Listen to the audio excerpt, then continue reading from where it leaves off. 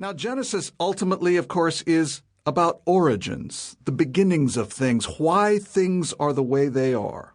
Now, origin stories are some of the most treasured traditions of peoples all around the world and throughout history. We are at least partly defined by how we came to be, so we think.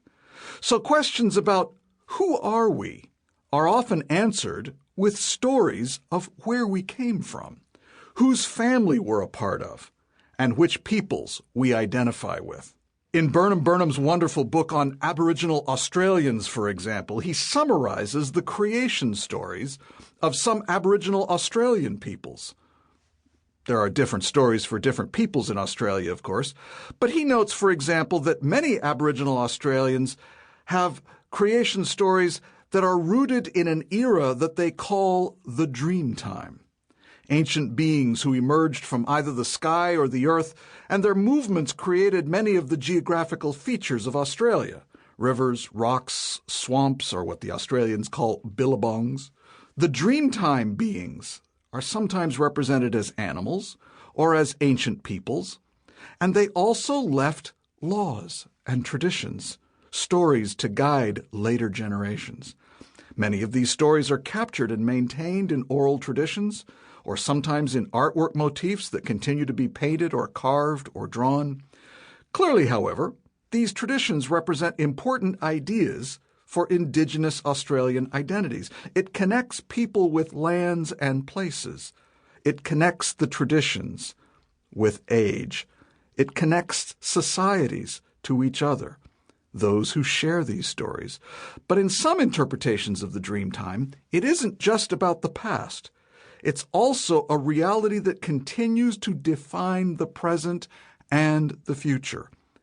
Well, I think you know where I'm going with this analogy. Genesis is like the Hebrew Dreamtime. It can be read historically, that is, in an attempt to locate the stories and traditions in a particular time, or it can be read as an important repository of Hebrew traditions and stories that continued to help define the Hebrew people throughout their ancient experiences. Now, there's a question that if we don't deal with is going to sit like an elephant in the room throughout this entire series. When we study Genesis, the question always comes up: just how literal do we take the stories of Genesis? Well, let me begin to answer that question by saying that I take the stories of Genesis quite seriously, but that can often be quite different than taking them literally. Taking Genesis too literally creates some serious problems for serious Christians. John Collins, in his recent textbook, points to the implied chronology of Genesis, for example. Creation occurred sometime before 4000 BCE. The flood occurred about 2400 BCE, and Abraham lived about 2100 BCE. Now, these are dates that come from just adding up the years as we have them in the book as we have it. So, even more specifically, the book of Genesis represents Adam to the flood about 10 generations, over 1600 years. But then the flood to Abraham, another 10 generations, but this time it only takes 290 years.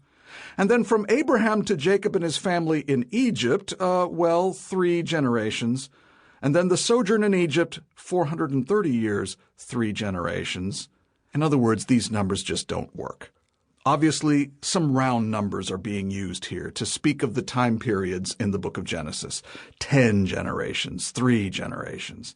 Now, where we can start to be serious and literal about history is about the time of the Exodus. There's a general consensus in biblical scholarship that the Exodus out of Egypt under Moses occurred sometime in the 13th century, that is, the 1200s. 1270 is a reasonable date to choose, give or take 50 years or so. It is a reasonably verifiable date. But the dates before the Exodus are highly problematic. In terms of actual origins, in comparison to the stories of the book of Genesis, well, we know better. The standard way that people speak of ancient time, of course, is to make reference to the technology that was used at the time, and so we're used to using terms like the Stone Age or the Lithic Age, coming from the Greek word lithos for stone.